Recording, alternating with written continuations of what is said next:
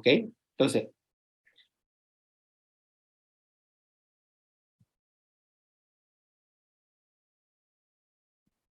en la fosa nasal izquierda no tenemos ningún problema. Fue operada, tengo una ligera desviación, pero eso no es el asunto.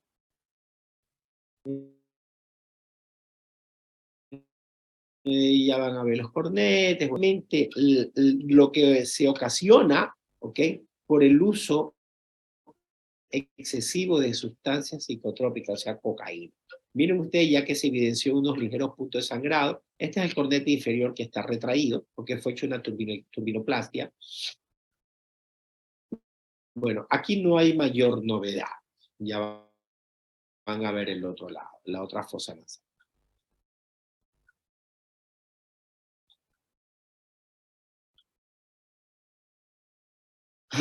Tengan paciencia, ¿no? Este es el cornete medio, el inferior, septum nasal. Ok. Ahora sí, puntos de sangrado, nos vamos al otro lado.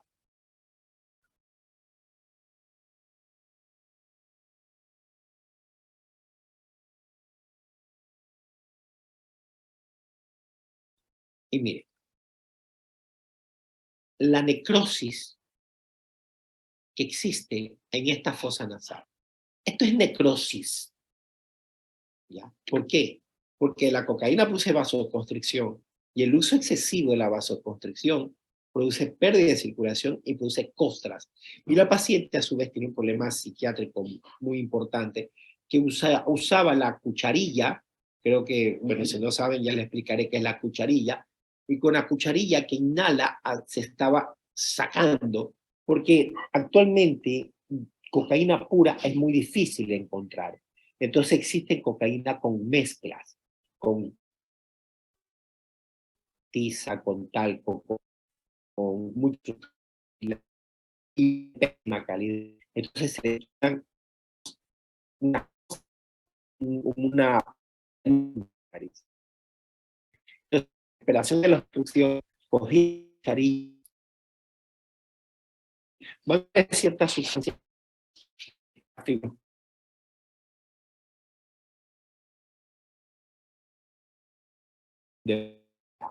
Entonces, necrosis,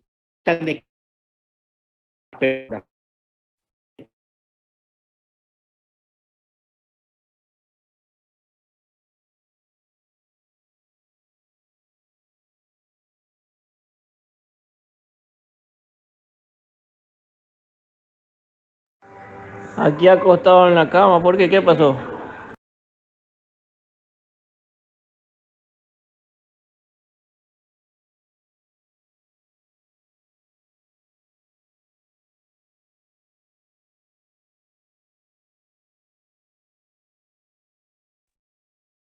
a ver, creo que ahora sí. Vamos a ver. Entonces, lo que yo le decía, estas sustancias blanquecinas que ustedes ven, no es moco, no es secreción, son restos de sustancias de cocaína. Esto que está acá, de pésima calidad, obviamente. Costras, sangrado.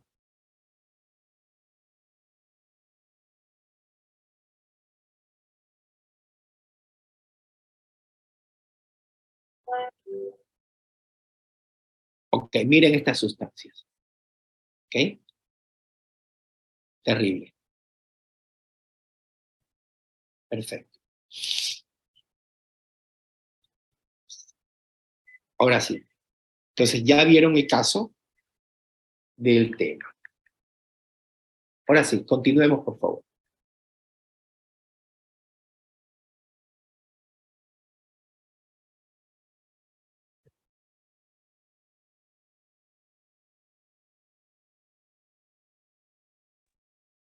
Buenas noches, doctor, compañeros. El siguiente tema que vamos a tratar es epistaxis. Siguiente. Bien, tenemos que conocer que la epistaxis es un proceso hemorrágico cuyo origen se va a encontrar a nivel de las fosas nasales y que este se va a exteriorizar a través de las narinas o de la boca. La epistaxis es en sí considerada como una urgencia frecuente y también cotidiana en la práctica otorrinolaringológica. Generalmente esta suele ser benigna, aproximadamente el 60% de la población sufre un episodio de epistaxis a lo largo de su vida, de la cual solo el 6% va a precisar el tratamiento médico. De acuerdo a su distribución por edad, tenemos que hay dos picos, un pico que es antes de los 10 años y un segundo pico que es entre los 45 y 65 años. Es también importante recalcar que del 80 al 90% de los sangrados nasales son anteriores.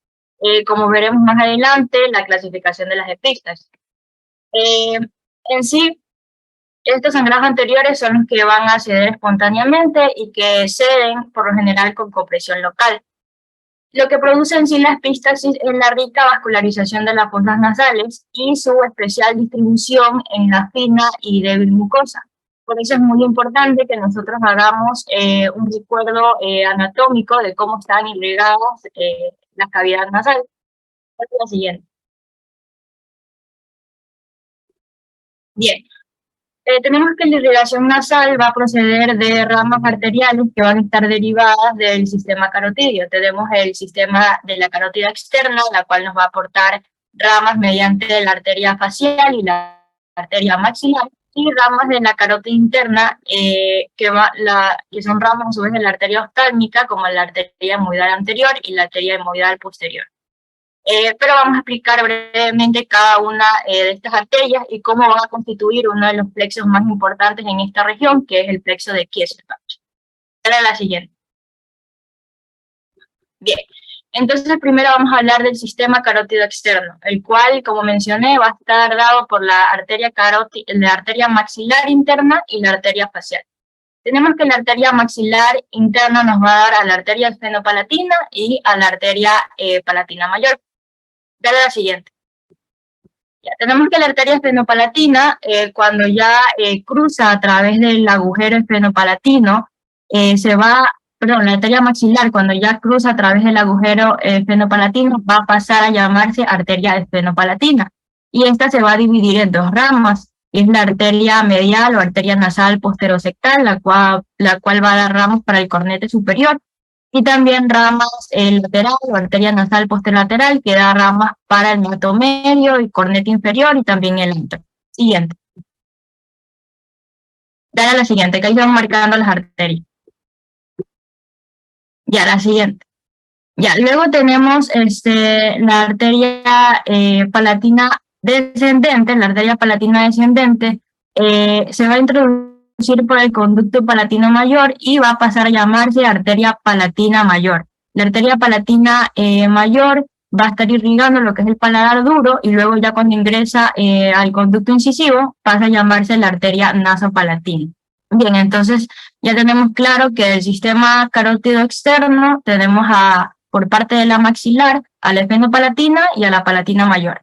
Ya, por parte de la arteria facial, que también es del sistema carótido externo, vamos a tener a la arteria labial superior. Tenemos que la arteria facial va a la arteria labial superior, que es anastomosa con la contralateral homóloga, y esta a su vez va a dar una arteria sectal del subtabique, una arteria del subtabique que va a recorrer la parte anteroinferior del tabique.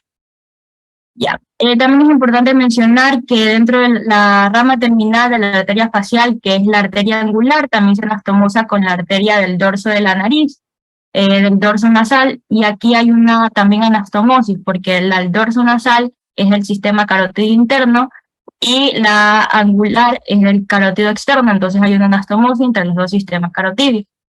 Bien. Y ahora hablando del sistema carótido interno, de aquí de la arteria oftálmica van a salir dos arterias, que es la arteria hemoidal anterior.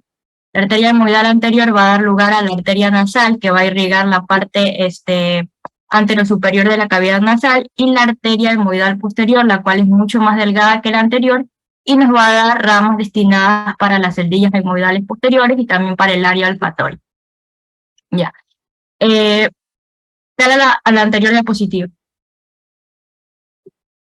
Ya, entonces, nos damos cuenta que estos dos sistemas arteriales tienen múltiples anastomosis, pero la principal va a ser en la zona anteroinferior del tabique. Esta red anastomótica va a constituir esa mancha vascular que nosotros conocemos como el plexo de Kisselbach, o también otros autores lo denominan como el plexo de Little. Entonces, para que, por última vez mencionarlo, para que quede claro, por parte del sistema carótido interno, la hemoidal anterior y la arteria hemoidal posterior, y del carótido externo, la arteria esfenopalatina, la palatina mayor y la arteria labial superior que salía de la facial. También ciertos autores mencionan al plexo de Woodruff, el cual en sí solo está conformado por la arteria esfenopalatina, que es lo que constituye los sangrados posteriores, como ya veremos la clasificación según el origen del sangrado. Siguiente. Gracias a Dios, solamente el 10% de las epístasis son posteriores. Gracias a Diosito, lo hizo tan perfecto a uno que el 90% son anteriores. Ok, si se corta ya sabe, entramos con el mismo link, pero acéptame rápido, Jessica, por favor. Sigamos. Ya. En función del punto en donde se va a originar el sangrado, nosotros podemos clasificar a las epistasis. Tenemos anteriores, superiores y posteriores. Las anteriores son las que se originan, como mencioné, en el área de Kisselbach, que es el lugar donde el 80 al 90%, o sea, del 80 al 90% corresponden a este lugar. Estas son las más frecuentes y suelen ser las benignas, las que ceden espontáneamente o que exceden con la compresión local. Mientras que las superiores, en cambio, suelen deberse a sangrados que son de arterias hemoidales o algunas de sus ramas, y las posteriores, estas en cambio se deben a sangrados de la arteria esfenopalatina, son bastante infrecuentes y son las más difíciles de cohibir, de parar el sangrado. Así es, totalmente de acuerdo. Siguiente. Ya. Con respecto a la etiología, tenemos que tener en cuenta que la epistaxis puede tratarse de una manifestación de una enfermedad que ya es conocida, o puede en ocasiones tratarse de la primera manifestación de una enfermedad por descubrir. Nosotros para eso tenemos que estudiar causas locales y causas sistémicas. A ver, vamos haciéndolo esto más práctico, porque está excelentemente bien tu exposición. Se va a cortar, no importa. Entonces, cuando tenemos un paciente con epístasis, lo primero que debemos hacer, ¿qué cosa, Camila? Primero, ok, llega el paciente con epístasis, ok, ¿qué es lo primero que tenemos que hacer? ¿Qué es lo primero que tenemos que tener nosotros? De acuerdo a las medidas generales, primero hay que tranquilizar al paciente. Eso, la primera técnica, calma, tranquilidad, porque el paciente viene, o sea, y realmente se ve feo cuando es nasal, ¿verdad? Porque se presume que, claro, está sangrando por un lugar que no es común, o sea, que no es lógico sangrar. Perfecto. En primer lugar, tranquilidad. Excelente. Tranquilidad. Ok. Después de la tranquilidad, ¿cuál es el siguiente paso?